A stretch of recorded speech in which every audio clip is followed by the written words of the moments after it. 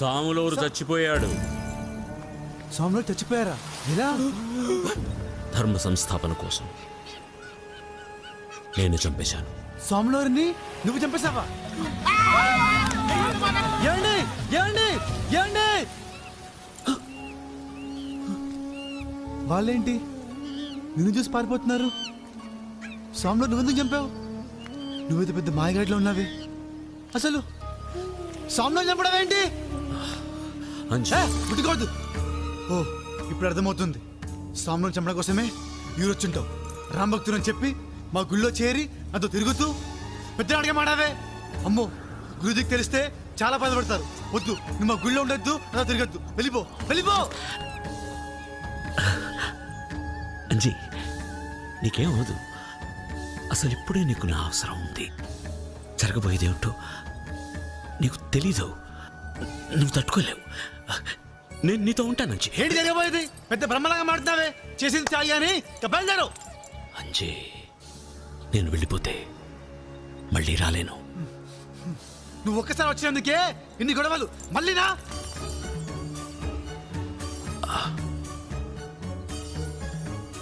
నేను ఇప్పుడు వెళ్ళిపోతే నువ్వు పిలిచినా రాను. అందవా? నేను పిలవను. పిలిచినా సరే నువ్వు రావద్దు. వెళ్ళు.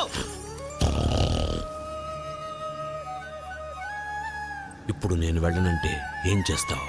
ఏంటి ఒకరిగా మాట్లాడుతున్నావు? ఒక్కడిచ్చా అంటే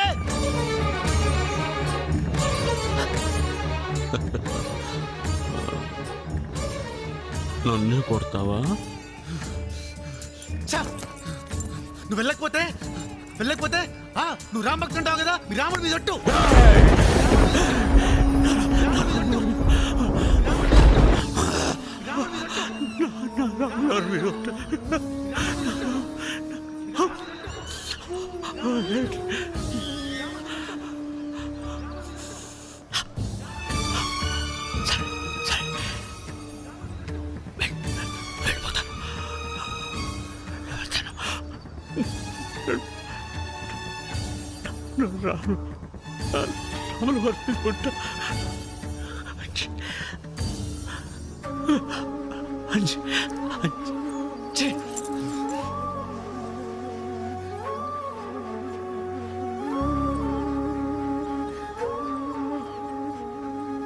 వెళ్ళే ముందు ఒక్క మాట. జై శ్రీరామ్. ఎన్ని కష్టాలొచ్చినా, ఎంత అవమానం జరిగినా, ఎవరు దూరమైనా, ఏది పోయినా, ఆఖరి వరకు ధర్మం కోసం నిలబడిన శ్రీరామచంద్ర స్వామిని ఆదర్శంగా తీసుకో. ఎట్టి పరిస్థితుల్లోనూ ధైర్యాన్ని మాత్రం పోగొట్టుకోవద్దు. అదే నీకు దైవం. సీతమ్మ తల్లి డ్యామ్ నీ బాధ్యత, నీ జన్మకార్థం. మర్చిపోవద్దు. జై శ్రీరామ్, జై శ్రీరామ్, జై శ్రీరామ్.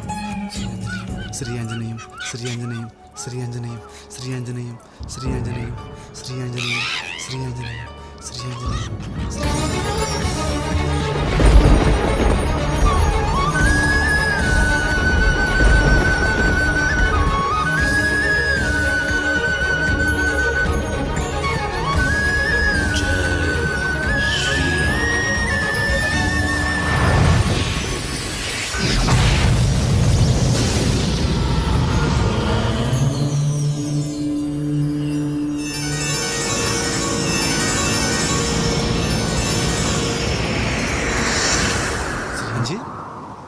అంజీ,